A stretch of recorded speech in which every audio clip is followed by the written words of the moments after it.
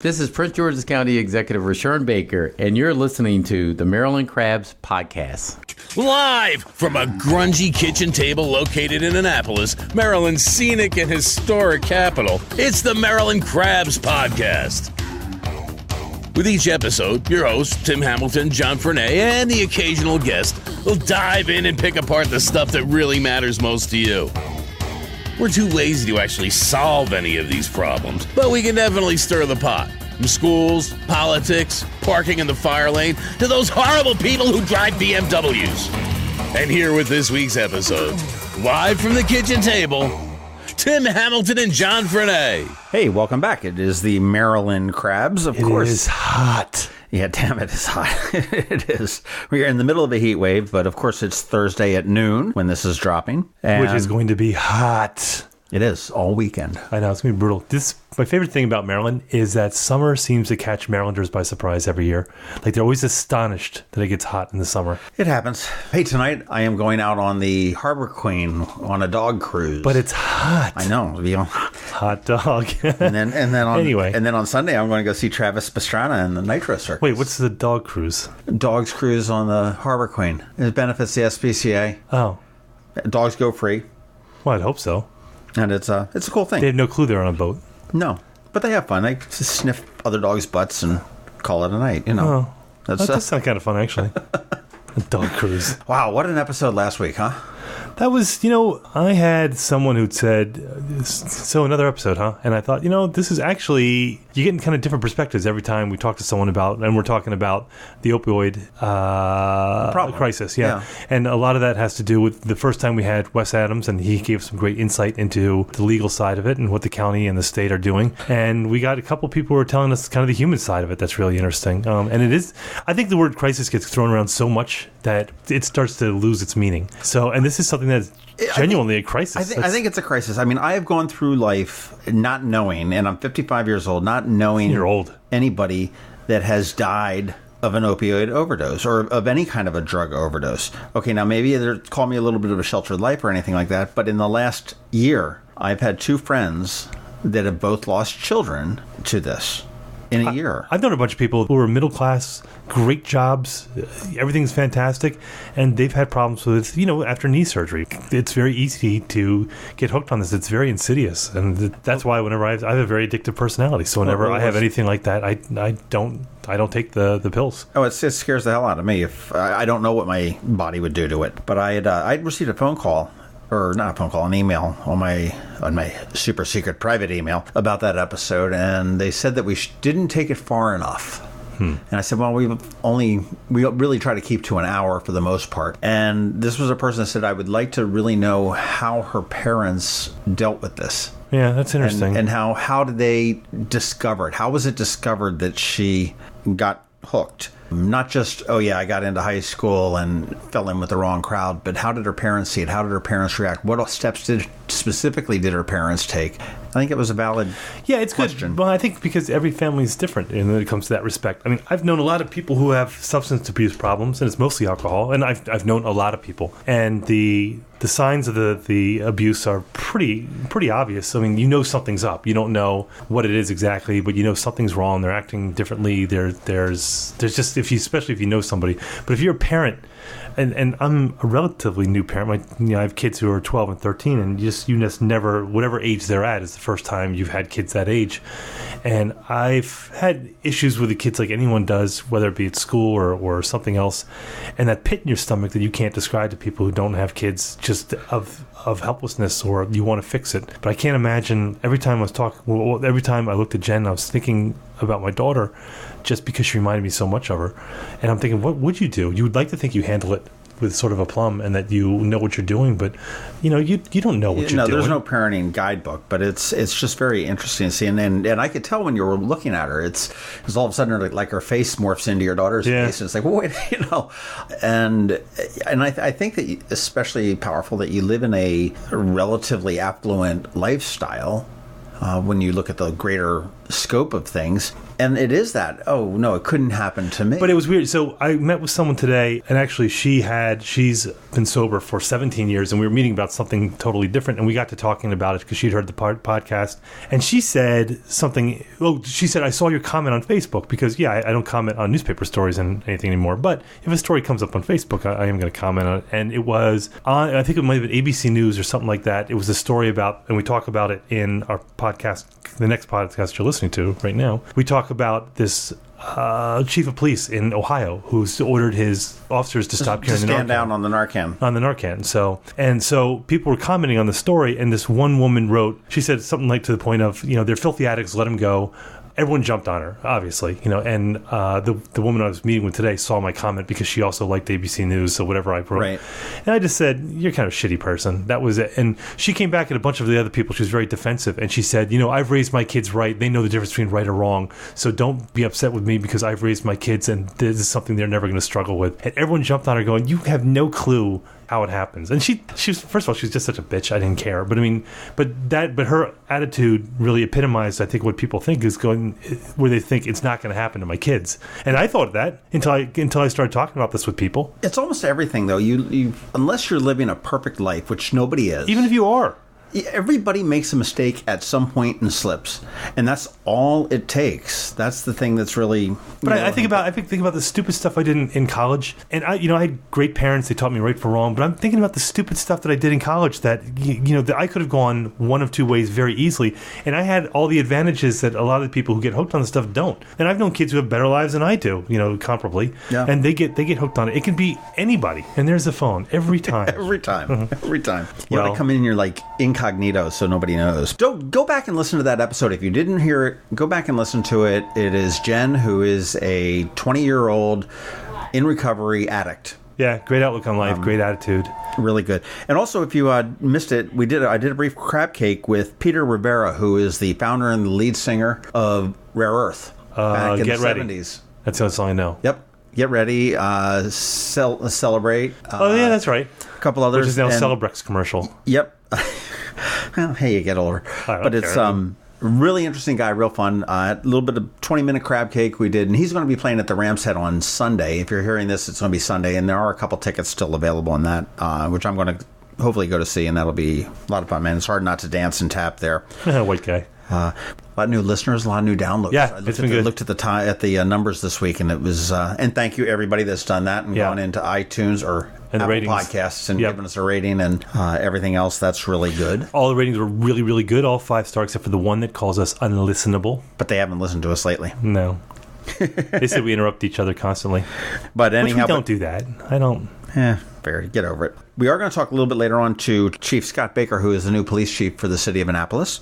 We'll get into that. Where can you find us online, Tim? So you can find us on Facebook. We have a group and we have a page. So just Maryland Crabs. Find us there.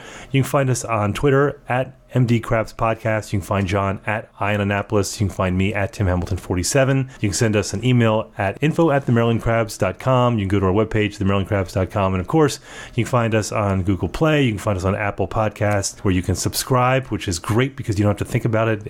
Fresh new episode is delivered to you every Thursday at noon. And give us the rating, give us the stars. That really helps us with the search algorithms. It really does. Because of John's hard work, you can find us on Alexa and what's that on Alexa? And because you screwed up, you're going to be able to find us on YouTube this week, too. Oh, yeah, look at that. But anyhow, I'll tell you, right after this break, we'll get right into it with new Annapolis Police Chief Scott Baker. Stay tuned. This is a good one. Hi, this is Anne Arundel County Executive Steve Shue. We hear the headlines every day. Heroin, fentanyl, even elephant tranquilizer. But addiction usually starts with prescription drugs. Don't be silent about this problem. Talk to your children. Ask your doctor to provide only the minimum number of pills necessary. Go to denialisdeadly.org right now for the tools you need to stop heroin addiction before it starts. It's the most important ring you'll ever have. It's the one that goes on the third finger, left hand. It's the engagement ring we design and create for a couple in love. It may not be the biggest diamond you'll ever own, or the most expensive. It might actually be quite modest.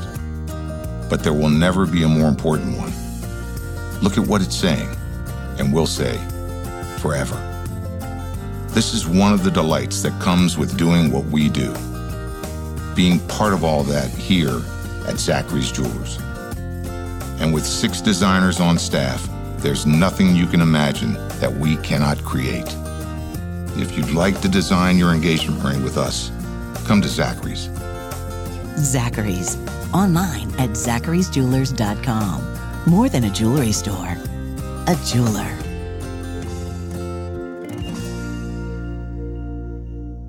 All right, and we are here with Major Scott Baker, who's not the major anymore, but he is now the Annapolis City Police Chief. Was appointed probably about 4 months ago, waited a couple months to get some meetings, and then finally got your approval about a month and a half ago? May? The middle of June. Middle of June? Yeah. Well, congratulations. Thank you so much. And we are up in what used to be the chief's office, in the corner office. I noticed that it's very empty except for the empty wine cooler.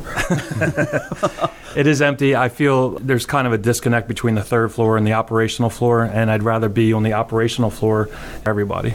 So they can just pop in and... They can just pop in. Obviously, there's an order that they generally have to go through when there are other concerns, but they can pop in anytime and talk about things that aren't squad related or supervisor related or things like that. Normally, they would have to go through the chain of command for that. Yeah, the rumor was that you're really kind of a cop's cop. And that's like, what, do you arrest cops? I mean, that's a good thing. That's a you write some thing. tickets? You know, that you've got the respect of the officers and everything else. Do you go out on patrol at all?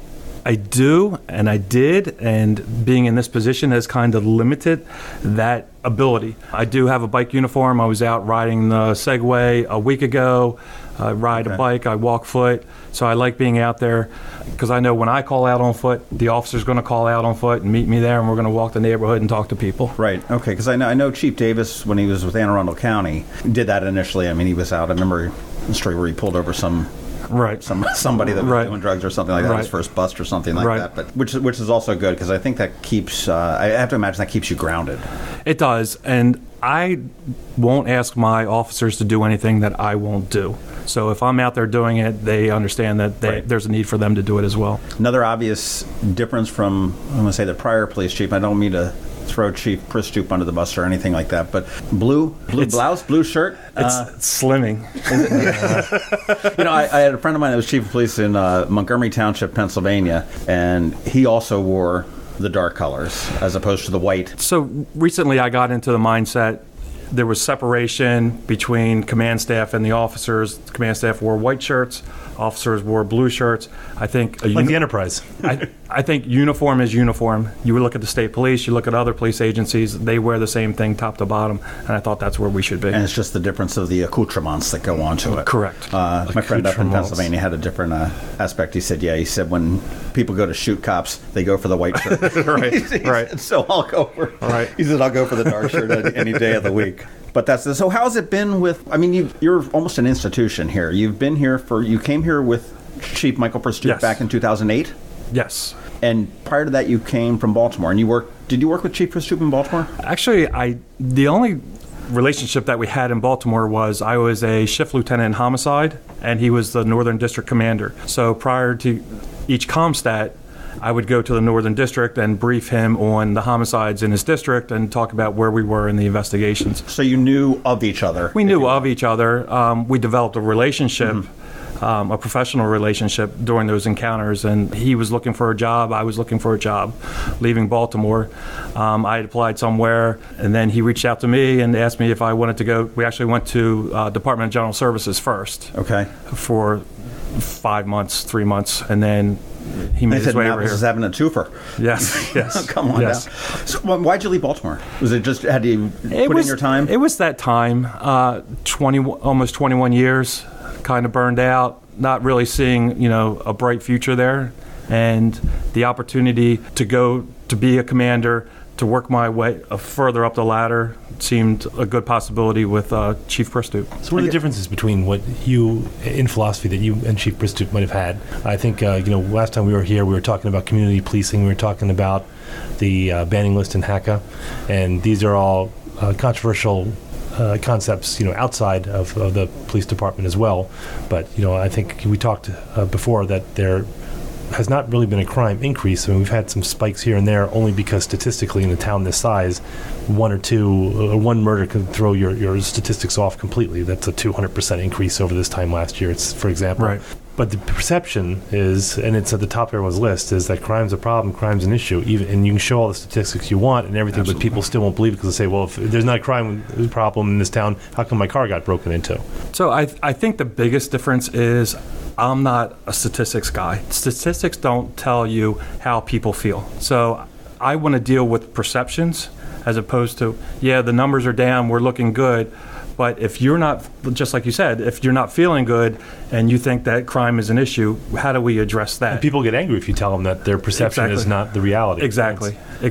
Don't tell me that I should feel safe. That's exactly. So we do it by we're going out and we're hanging flyers. We're just ordering door hangers now for burglaries and larceny from autos.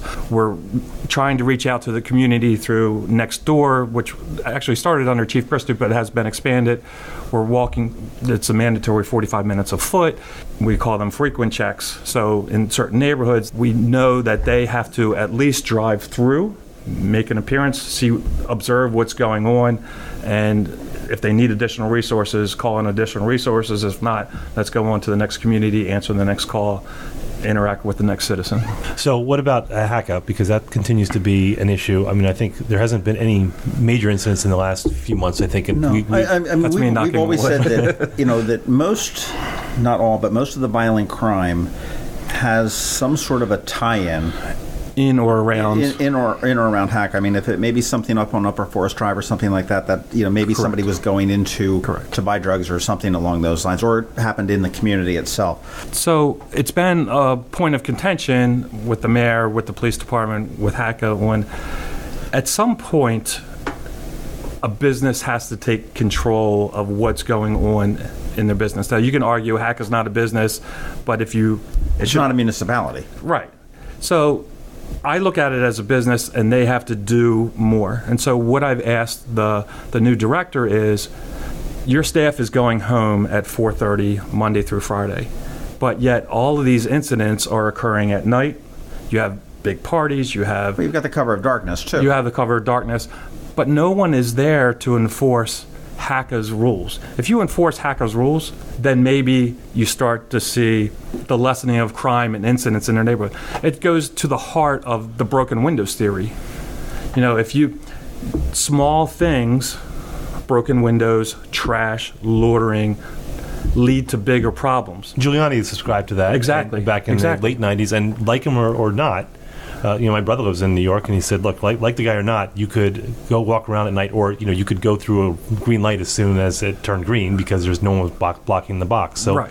And the critics of that saying you can't have this draconian response to every little thing. And his argument was, well, every little thing leads to the bigger picture. It's not necessarily zero tolerance espousing. It's address the rules. You don't want people on your property. They can't smoke in the hallways. Address that issue. They can't barbecue on the patio or on their balconies. Address that issue. You address the smaller issues, it may take care of the bigger issues. So that's what we're asking them to do, is participate, work after hours. They were concerned about big parties on Friday nights, so we partnered with them last Friday or the Friday before, and they had 3 people out there, and we put 2 officers up against it, and we walked the neighborhood together. Well, I think community. I mean, it sounds like you're a fan of the community policing, the getting out there. I mean, I think the days are gone of having the cops swinging the nightstick, walking up and down the street, whistling. Although that'd be kind of cool, though. Very Norman Rockwell-esque. Well, I do too as well. I mean, I think with an Irish accent, you get to know the cops in your neighborhood. Exactly. I often said that one of the best law enforcement tools you guys have that's not law enforcement is the post office. It's a gun. Oh, I mean, my mailman, he can tell me who's screwing who and whose dog's sick and everything. It's funny because, I walk my dog every morning, and you're just in that neighborhood and you're walking around and you get to go, well, they must be on vacation because they put their trash out on Sunday when the pickup's not till Tuesday. Yeah. And you notice those things in the neighborhood. So it's interesting. I mean, is HACA HACA doing, and obviously they need to do a better job. And I think also if you squeeze it, and you're talking about like the open window and you squeeze the crime and you put the squeeze on it, is this just like a tube of toothpaste? Is it just going to go out someplace else? Or are you pushing this off to Glen Burnie or to, Freetown? Hey, if I can push it off to the county, I'm good with that. But you have to... So crime's toothpaste? What's that? Nothing. You have to worry about displacement. And so as you're successful in one neighborhood, you might want to expand your patrols and keep an eye on what's going on. But I'm all about displacing it to another jurisdiction. Right. Chief Altamari may not like that, but that's the way it goes. You're going to put the squeeze on people. They're going to leave and do their dirt somewhere else. And eventually they'll end up in Florida. Then they got nowhere to go, and you can just capture them in Miami. Rick Scott.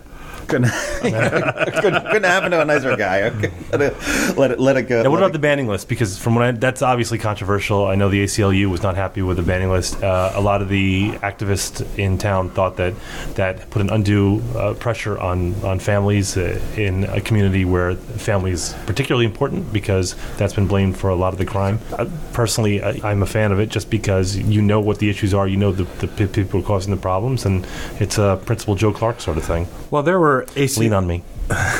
There were ACL issues that were addressed, and then pretty much the banning list was disbanded. Right. And slowly they're putting people back on. They're recognizing the value of putting people on the banning list, but also having a method of taking them off the list after a certain time or certain conditions are met, allowing them to visit with family members, etc.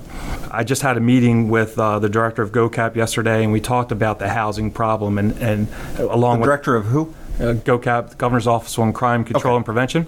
It was a meeting set up by the mayor asking for more funding for safe streets, but we also talked about how they could come in and help HACA develop a crime plan, to maybe look for funding to address some of their issues, and a partnership with the police department. Do you think HACA's just put a Band-Aid on? I mean, they've got an executive director who's an attorney that's admittedly just here for a year, and I know that Chip Dordan was only, I'm going to say marginally capable. I mean, he's a wonderful guy and he's wonderfully capable, but in that position, I don't know that he was the capable person to run HACA as an executive director. I mean, everybody... Well, he wanted to run it as a business, being that his experience came from business. To a point, I mean, but he was only there for a couple of months. I mean, you cannot do Dave Darrell's job in Public Works. No offense to you, but I mean... Well, you don't know that. What do you know about roads? Yeah. I know that I drive them and they're very bumpy. All right, so John's right on that one. All right, one for John. It seems that HACA is just, again, similar to what the council, we talked with Jared Lippman, the council did with the budget, is just sort of kick this can down the road. It's somebody else's problem. Right. And it's not going to get better. I mean, I made a suggestion a long time ago to, why don't you look controlled access as far as to the buildings, or perhaps maybe even a gate into some of the communities. And everybody came back on me saying, oh, what, now you want to imprison us? And I'm like, no. I mean, because the vast majority of the people that are in there are law-abiding. They need a leg up. They are, they're proud of their community. Well, we talked about that last time.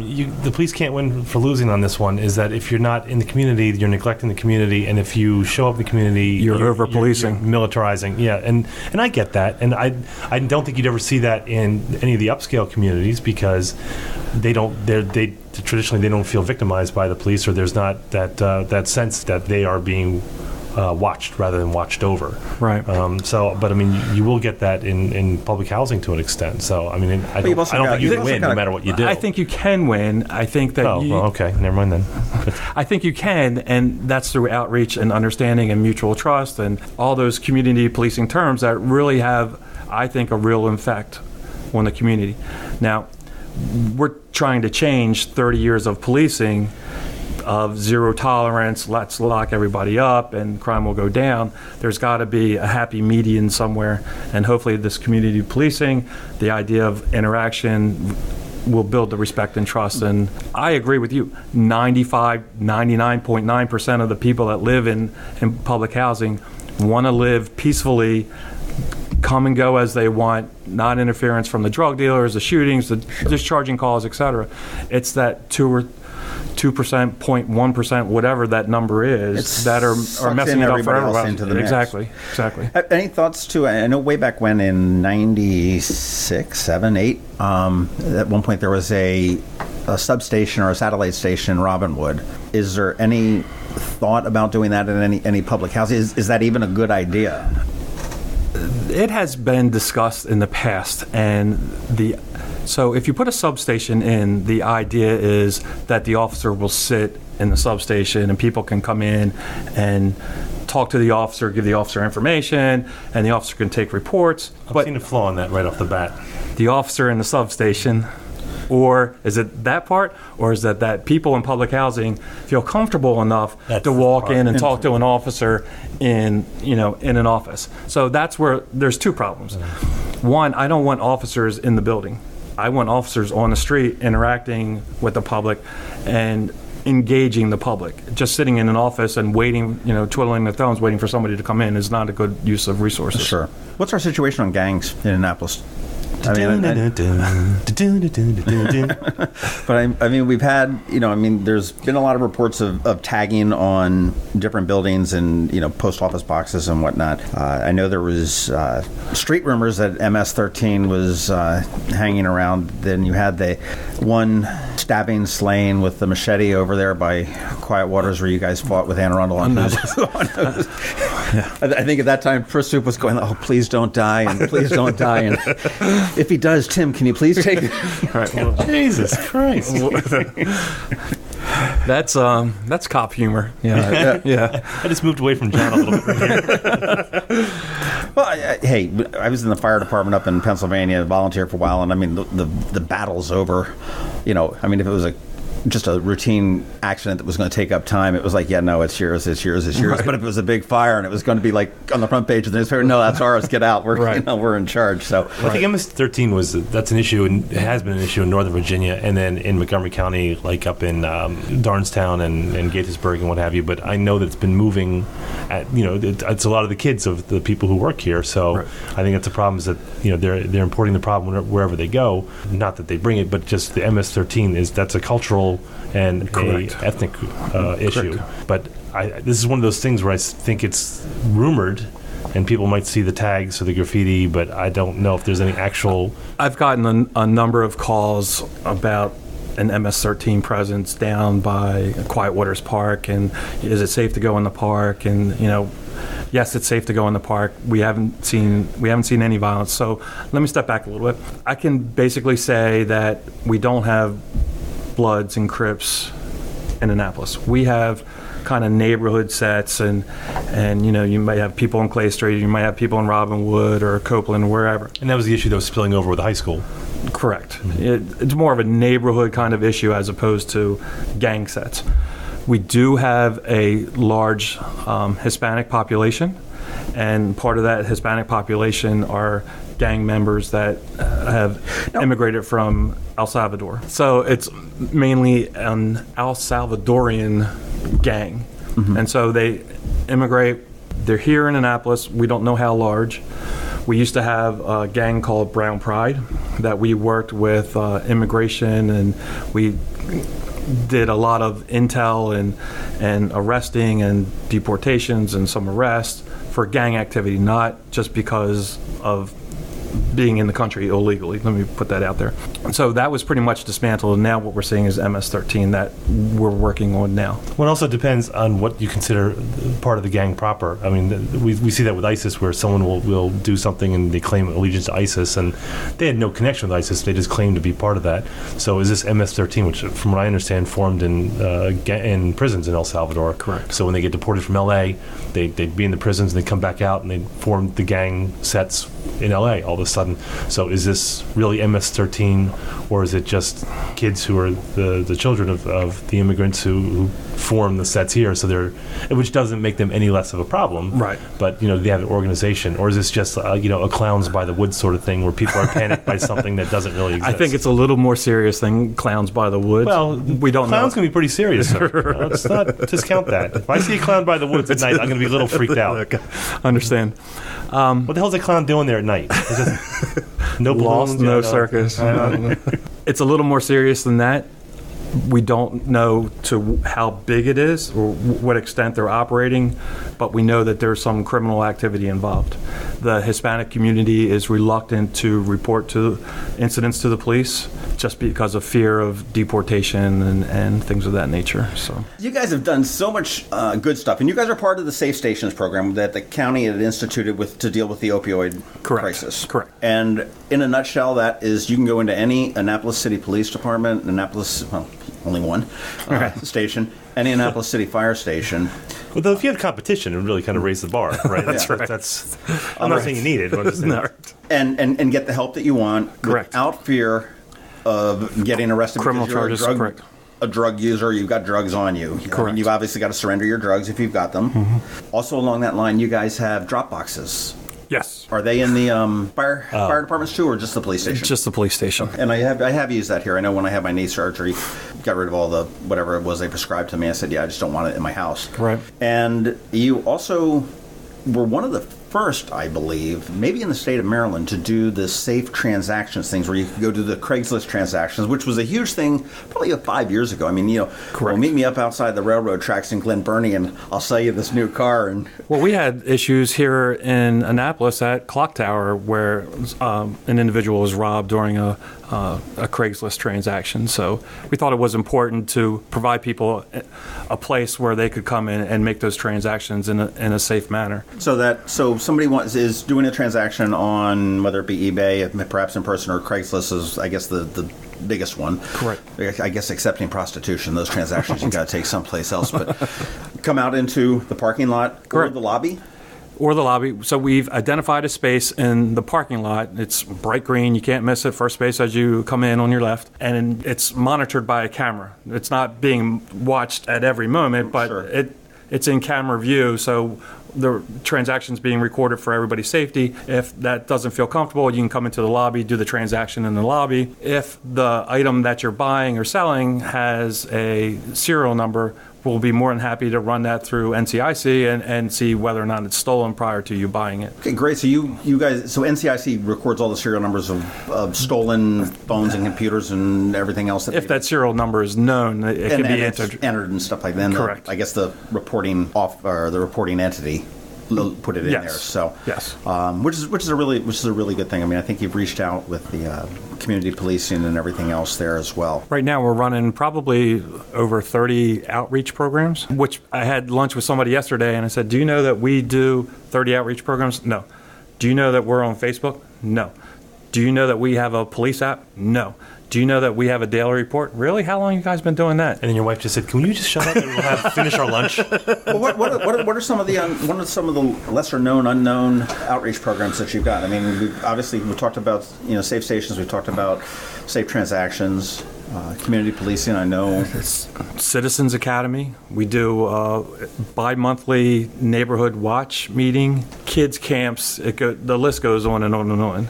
Ride along Thursdays is I would think would be more popular than it is. Oh, we got to do a ride along. I'm totally serious. Yeah, we should do that. Do it anytime. live. That'd be anytime. Awesome.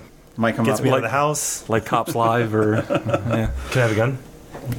Can I hold your gun? A red one. I somehow think we'll give you a red one. That's a training gun. I did a ride along with the county, and it was one of the most boring things I've ever done. I mean, we had a couple traffic, and it was in North County, so you'd think it did, really, and I would have rather them. I mean, I'm not looking to be put in the middle of a gunfight or anything like that, but it was there was one where they went and did an arrest where they gave a guy time to hug and kiss his wife, and then he just sort of walked in and he spent some time in Pizza Hut.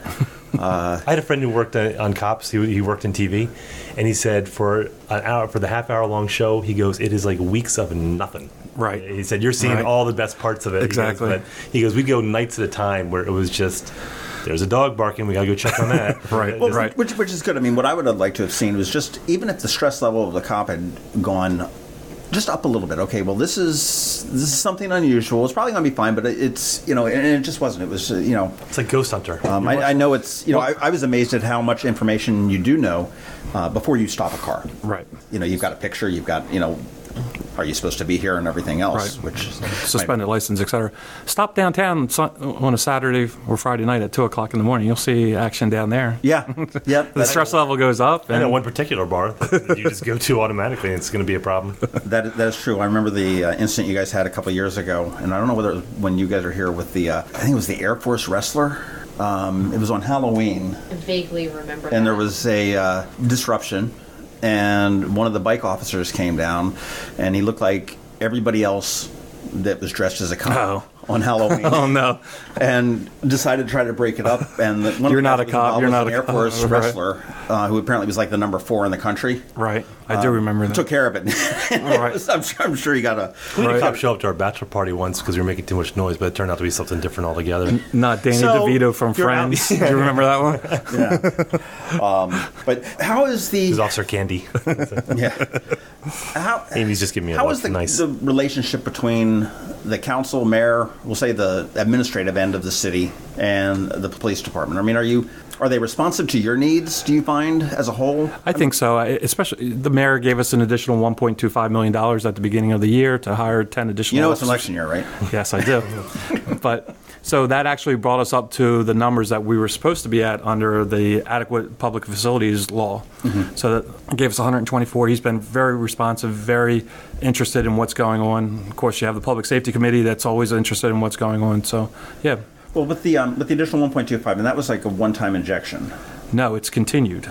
Is that It continued into the new budget. okay? But one of the things that Jared Libin had pointed out is that when you get these grants, and I think he was referencing firefighters, and said, okay, fine, we've got all of a sudden this, funding now for 20 positions. Right. What happens when that funding dries goes up? I mean, away. Is that a concern for you? Well, I'm hoping that I see the grant aspect because we actually did it a few years ago when we got a COPS grant and we got 5 new additional officers, and we were at 118, and through attrition, it eventually went back down to where the COPS grant went away, and so did the 5 positions. And you've got 125, 26, 20... 100. We have 124 positions right now. We're at 111. Okay. And and when you say 124 positions, is that sworn, badge-wearing, gun Sworn top carrying? to bottom, including me. I'm going to presume that the receptionist downstairs Correct. is not considered sworn. She is a civilian employee. Your Correct. dispatchers are civilian employees for the most Correct. part? We have about 41 civilians, so Okay. our total number is about 165. Okay, and that's for the department there. Correct. And I'm looking at your badge here with all the the new fancy badge, and that's you guys are celebrating 150 years now. It is, and it's Must have been a lawless time before that. yes. So A lot of witch burnings. So we are celebrating 150 years. Every month we're doing something a little bit different and try and get public involved one way or the other. Last month we just had an open house for the first time. That was successful. That we're going to make an annual event. With everything going on in Annapolis in June on a Saturday, we got about 300 people through the door, which we thought was a big success. We were up against East Puerto Rockin', so Right. East Puerto Rockin' is fun. And the Corvette. Did you guys think about having beer here? Because that worked very well for Yeah. them. If you guys had beers and bands, I think you'd probably make a little more headway. About non-alcoholic beer and bands. Non-alcoholic beer and Christian rock. That'd be... Drink some non-alcoholic beer, get into a fake fight. I want to talk about something that 2 of your cops, Taylor and Fideli? Backpacks for Love. Oh, okay. So- Yeah. we call him Tom. Tom, right. But Call him he's who? Tom, but Okay. he also goes by Taylor. By the way, did we introduce Amy? Does everyone hear that voice piping up? That's Oh yeah, Corporal that's Amy right. Miguez? Amy Miguez, Corporal Amy Miguez, who's the spokesperson for the police department, and she. She's the babysitter in the room. Every time we say something inappropriate, she gives us a stern look and reaches for her gun. Gotta keep it clean. And also Chuck Bielfeld. Yes. And these are 2 names that you never really hear as far as anything they do cop-wise. But, man, they're out there. I mean, Backpacks for Love is helping kids now nationwide, for the most part. Started here in Annapolis with a good idea, from an Annapolis City cop. It's From a real life experience. Yeah. And that's, is providing backpacks for kids that are just, from these broken homes and that Right. that need a little bit of foster care, that need to have something familiar and something comforting to them as they move on to whatever the next step would be. Right. And I would encourage people, it's the Blue Ribbon Project and Backpacks of Love. Check that out. And Chuck Bielfeld, again, it's very hard to hear anything about Special Olympics without his name. Without, and he's the son of the former Baltimore commissioner. Is that correct? I don't think Fred Bielefeld would appreciate you calling him his father. He is the brother. Nice, John. Brother, okay. Now, Chuck's father was a police officer, but his brother was the commissioner. That's what I meant. That's what I meant. I know it's sort of an unusual thing. I mean, with Baker, you can get away with that. Right. I mean, it's... So between Detective Piles and Detective Bielefeld, they've really set the standard. We have other people in the background. You'd look at Patty Norris and how she volunteers almost every day after school in the homework clubs, and they've really set the standard. And so one of the things, based on the work that these three have done, we actually now have a new general order with our ribbons, and we have a volunteer ribbon to recognize people and encourage officers to volunteer in the community off hours. And it's bright orange for Tennessee Volunteers. Get it? Right. Yeah. Where did that? Who's got the connection there? Where did that come from? It was just something that was brought up in the staff meeting. Like, okay, we'll make it bright orange because of the volunteers. So. Okay, that's really interesting. But I mean, the outreach that you don't hear about, I think, is just as important as the absolutely what you're doing. And a lot of people don't really understand that. I mean, the fire department also has some as well. Who? Beyond shaking, shaking the boots and selling the pink T-shirts. Right. The city, you've got a SWAT team. We do. You've got all the equipment that you need to operate that. You've got that armored vehicle. Yes. I know you don't have a helicopter. Not yet. Not yet. Not yet. Yeah, you got to wait for a new mayor on that one, I guess. You now have a patrol boat, or we've had a patrol boat for 5 years, 6 years. Unfortunately, it's been under wraps for the last 3 due to budget constraints. Well, I'll take the wrap off for you. It's no problem. Well, the wrap is off. It's back in the water. Gotcha. So we're good. What is now, again, a lot of overlapping between DNR, just out of curiosity, between DNR, I mean, we got DNR's got their boats. The Coast Guard is right here in roughly Annapolis. You've got the Harbor Master's office, and you've also got the Coast Guard. Well, Coast Guard, Harbor Master's, DNR, and right. What is your role on the water? We have an enforcement role on the water just like we would on the streets of Annapolis. That's a component that was missing from Annapolis over the last few years because, yes, you have the harbor master, but they don't have police powers. So you have DNR, they have police powers but aren't always available. The Coast Guard is usually here for bigger events. It's our water. How can you be the capital city of Maryland surrounded by water and not have a presence on the water? So if I am out trashed and boating in the waters of Annapolis, you got to swim a straight line. The nothing. Harbor master can pull me over and ask me questions, but really can't do anything. He might be able to detain me, but then you would have to come out and do the citation if DNR was not available. DNR, I'm assuming, is the first call on that. Well, we would be. It depends who's available. Mm-hmm. Hopefully, if it's the harbor master, we're the first call because they're a city agency. And you're close there. Correct. Glad to get rid of parking? Yes. It's nice now. You get all these complaints, and you go, "Oh, you need to talk to Jason at SP Plus. You need yes." Very good. That's sort of along with well, if the crime problem goes away and goes up to Anne Arundel County, that's cool. Right. It's somebody else's problem. Exactly. I know it was always a tax on the department to court appearances and overtime and everything else. Overtime is always a problem. And as a person that's owned a business, I don't understand how that's always a problem. I get that you're operating at an incident that goes longer, and that's going to do that. At some point, you've got to know, after so many years, to be able to say, we have X thousand hours overtime, and to have that budgeted in, or is it just a shell game that we're playing with the with the council? You have officers out on disability, or you have. I think again, it's somewhat consistent. I mean, when you sit there and you look and say, okay, we're $1 million over, Well, Fortunately, we've never been $1 million over, but we've consistently run about 1.2, and a lot of that $1.2 million goes to court time and special events. When you look at the number, it's consistent through 4 or 5 years, but we get budgeted for $750,000, $800,000, and then what happens is you get new events placed on top of it. Nitro Circus, the Ravens coming back this year. Okay. And the hockey game. So that's going to be a bigger drain on our overtime budget. Aren't they reimbursed?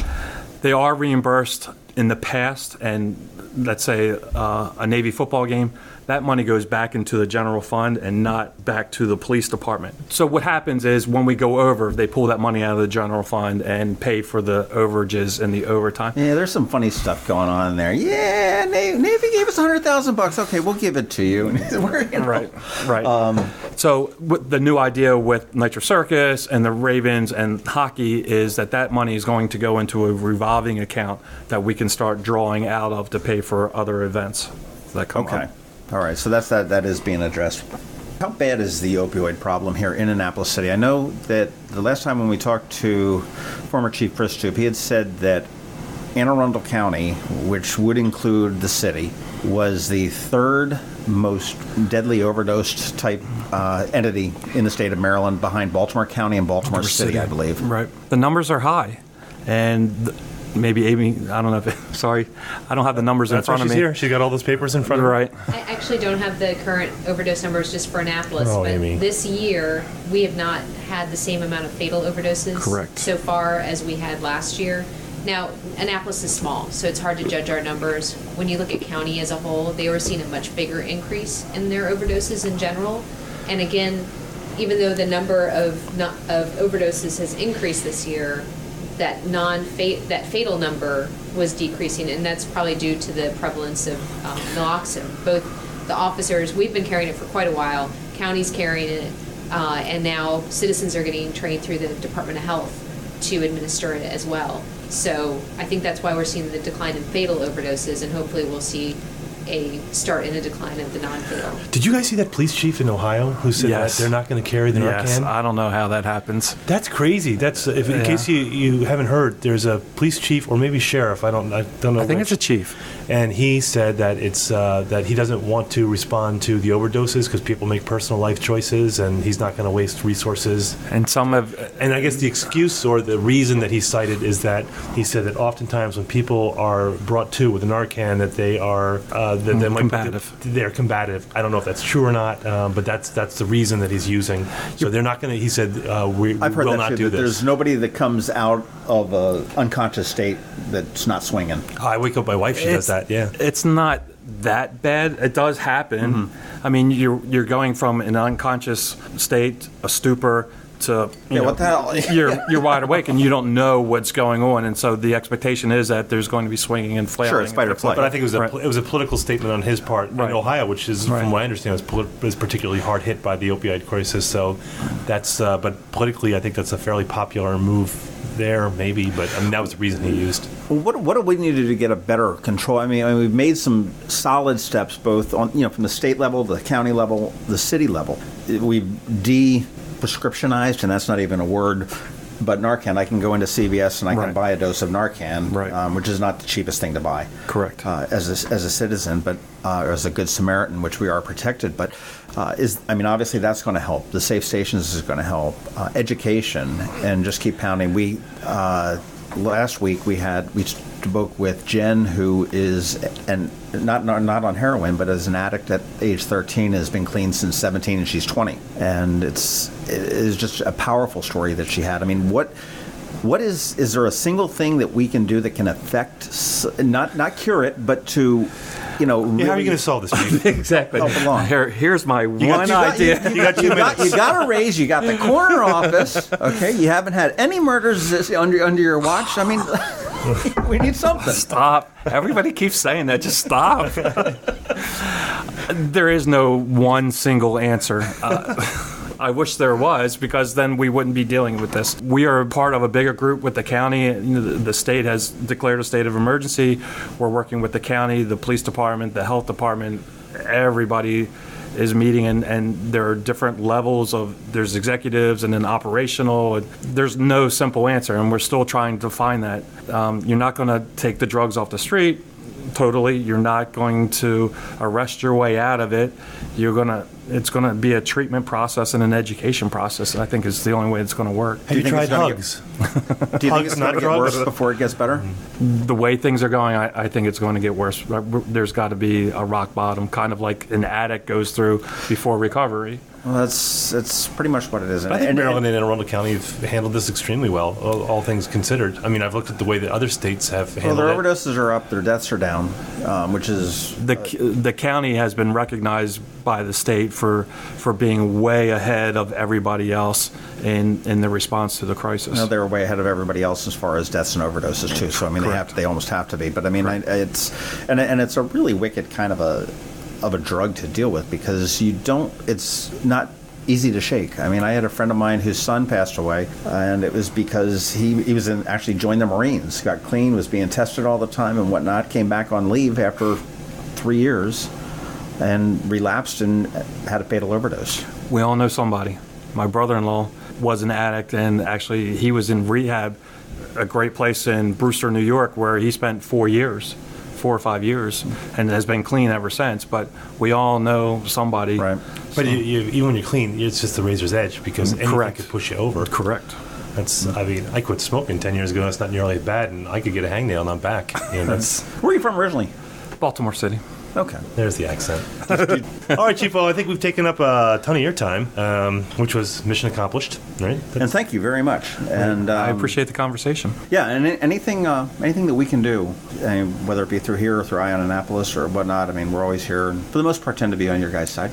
And they may not have told you, Amy might not have said this, but we get the friend of the chief card, so every time we come in, just when we get pulled over, so we can take care of. Amy wants to take care of that, and Amy takes us out for ice cream after every time we come in. I don't know if she told you that either. So. Well, that's surprising because we put in a request for a soft-serve ice cream machine in our budget, and it was turned down. Oh, well, Sally, I'm just noticing on Amy, we're like being videotaped. Oh, it's not actually on. So these are our new. I have our new body camera on, and it. Can I borrow that? I got an idea. No, we're take it home. But that's again, that's something we didn't mention. That, and now all of your officers have body cams, or getting everyone except for two or three, and just because of vacations, military leave, and stuff like that. And that's so they're on the street. Is that all patrol officers? That is everyone. I have one. Okay. So when I go out, I put it on. God, and that's that's a great protection and a great asset for you, as well as the citizens. As a community. Yeah, absolutely. That sounds great. I appreciate your time. Yep, we had a great time. Thanks for having us in. Anytime. And that was Chief Baker. That was a good talk. Yeah, it was. It's kind of neat that he wears the blue shirt and not the white shirt, and he's not in the chief's office. No, we did this in the chief's office, and it was empty, except for the empty wine cooler. Right. He's a good guy. I like him. But I like Chief Pristoop too, so I don't want to pull favorites. Yeah, no, I mean, I think Chief Baker is, and I mentioned it when we talked to him, is he's a cop's cop.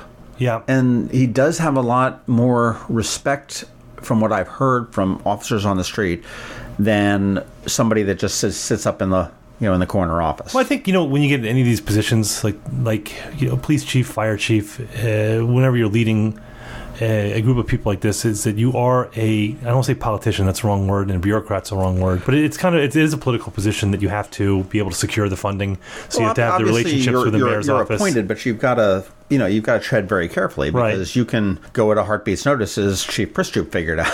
Right. Well, yeah, you can go very quickly. That's and frankly, I think sometimes in those sort of positions, mainly the police chief, I can't think of another position where it's more obvious. But if the citizens of your municipality feel that they're unsafe or feel that there's a problem, the only thing that you can do as mayor, and I'm not saying this is the case, but the only thing you show that you're taking action is to change coaches. Mm-hmm. There's not a whole lot more you can do, because you can say, all right, now we're going a whole new direction. And I think Chief Baker is very capable. I think he's very good. He'd sound like there's not going to be some huge changes. It looks like he's, like you said, he's kind of a cop's cop, so he's going to kind of move from the ground up, where he's kind of one of them who's going to be. He understands where they're coming from. Again, I feel like every time I'm saying this, I'm kind of damning former Chief Pristoop. No, I mean, there's different management styles as well. And unfortunately, our timing was absolutely horrible with that interview, because just after we talked to him, the news broke of the threatened lawsuit between an Annapolis resident, Mr. Cherry Bay, for having a police officer essentially take accusing a police officer of taking $1,500 out of a... well, during a stop, I think... It wasn't even really a stop. They found him... the police claim they found him asleep in a 7-Eleven parking lot. He claims that he had his head down because he was texting his girlfriend. And ultimately, they felt that he was high or something, took him for an evaluation. When he got his car back, his $1,500 was gone. They said nothing for a while. Then the city paid him. And they just cut him a check for $1,500 and, oh, here you go. And then they turned around and ultimately let the officer resign just before the suit was filed, which just really, optically, it looks absolutely horrible for them. I gotta be honest with you, there were some articles in the paper, too, where I think that everybody involved was really saying a lot. That's kind of surprised me. Usually, I thought the boilerplate on this was, we don't comment on personnel issues or on pending litigation. Well, I thought the interesting thing was that they're saying we're not sure whether it's a theft or a mishandling of funds. No. The police report says that the officer put it into his hat, his ski cap hat. It goes on to say that the officer the city cut him a check, so obviously the money was not mishandled. If it was mishandled, you would have found it in some desk drawer. Right. And then ultimately the cop, on his own volition, wrote a check back to the city to reimburse them the $1,500. So, no, I mean, this wasn't mishandled. This $1,500 was in a cop's house.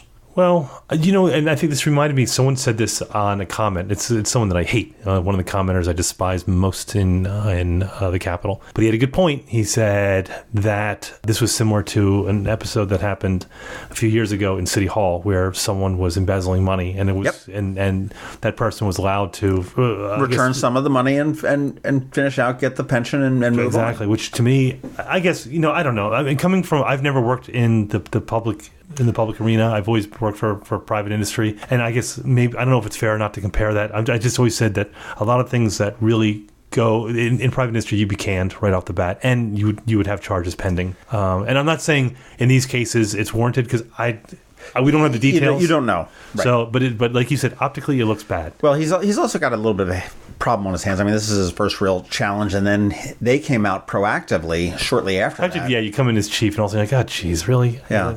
But he came out proactively after that. Apparently, there was an officer that had some inappropriate contact with somebody involved in an investigation. They've been very silent on that since, other than just saying it's inappropriate. Now, we don't know if it's sexual. We don't know whether it was trying to influence a witness, whether it was trying to, coerce whatever it is, and that will come out. So he's dealing with a couple things that optically. I wonder how much that's normal, though. I'm thinking about that, statistically, is that you're always going to have, for example, whenever you see, at a large concert, and there's a certain amount of sexual assaults, which are abhorrent in any form, of course. Mm-hmm. But you say, well, statistically, if you have a group of 100,000 people, in a city of 100,000 people, you have this many crimes a night. So I guess my point is what the chief dealing, is he walking into kind of a firestorm with these things, or is this just normal for any police department in any city of this size? Well, I mean, the police department is the one that came out with it. Yeah. And so it'll be interesting to see how it is. But I think overall he's on the right track. We talked about, the gangs. We talked about the drug problems. We talked about the perceived violence and getting out into the neighborhood policing. I love the thought of going out with a podcast on a ride-along. That would be pretty cool. I'm serious about that. That would be awesome to go on a ride-along. Yeah. I've done it before. It was okay, and you said yours was kind of boring, but maybe we can pick a good one. But I think that around Halloween, let's go at Halloween. You know that it's happened. We ought to look into that. Next week we've got Natanya from the Travis Men. You were trying to pull that last name. Yeah, it wasn't coming. It's very Russian sound. She's very nice. It ends in off. Yes. But Natanya is talking to us about the Travis Manion Foundation and the 9/11 Heroes Run, which is 9/17. Yep. Look at that. I think I got it. Look at that. John just scrambled he went to his pile of papers, and he's just coming up blank. It is. And he just picked up a giant receipt and said, nope, that's not it. Learned an awful lot about Travis Manion, the foundation, what it does, and this run, which is going to be just another exciting run here in Annapolis. And it's not just a run, it's a party. Yeah, it's huge. I mean, the group is really getting really big. I hear that name all the time now. Mm-hmm. But it was a really cool story. She was really good. She was great. So it'll be good to. I'll go to it, but I'm not going to run. It's just not me. Yeah, sure. They got beer there. I like beer. I love beer. And I've been busy on the phone. I've been speaking with most of the aldermanic candidates, and we're trying to schedule our little crab cakes with all of them right now. I've got 6 of them scheduled right now. So between now and the middle of next week, and our intent is to have them all done by the end of the first week of August, because everybody has to file to run for office by the end of this month. Right. And so hopefully we can have them all wrapped up by the end of the first week of August, and then start to release them out to everybody so you can hear who it is that you're going to be voting for, I guess, comes. Yeah, and I got a couple crab cakes scheduled. I'm going to be doing those this week, so we're going to have a lot of content coming out. So we have our regular shows that come out every Thursday at noon, but we're also going to have a bunch of the crab cakes, so don't miss those. They go quicker, too. I guess they're only like a half hour, but that's as long as some normal ones. But because not even. I've done some that have been very, very brief, and then a couple that have gone as long as 20 minutes. Don't think I've broached the half hour yet. Oh, I'm going to do that easy. Yeah, I know.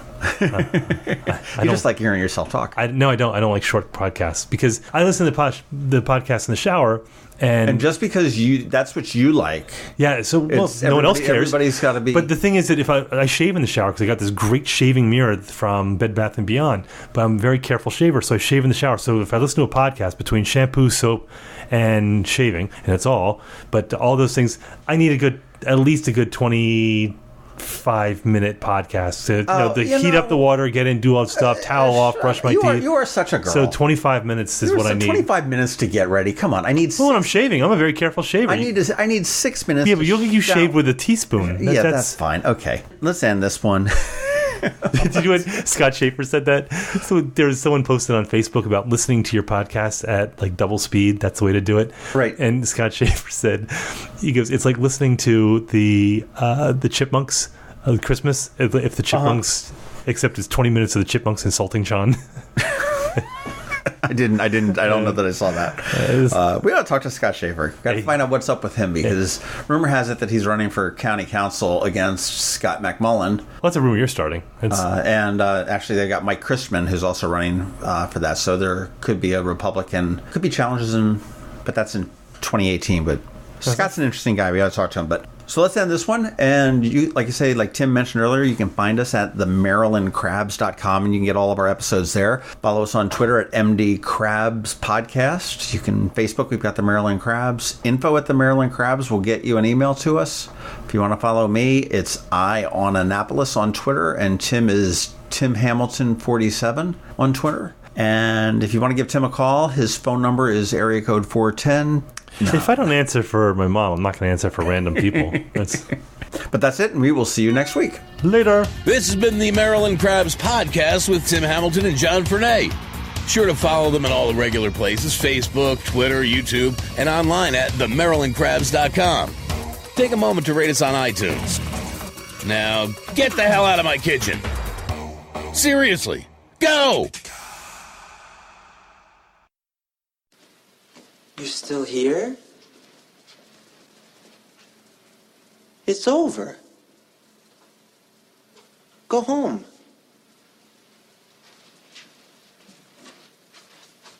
Go.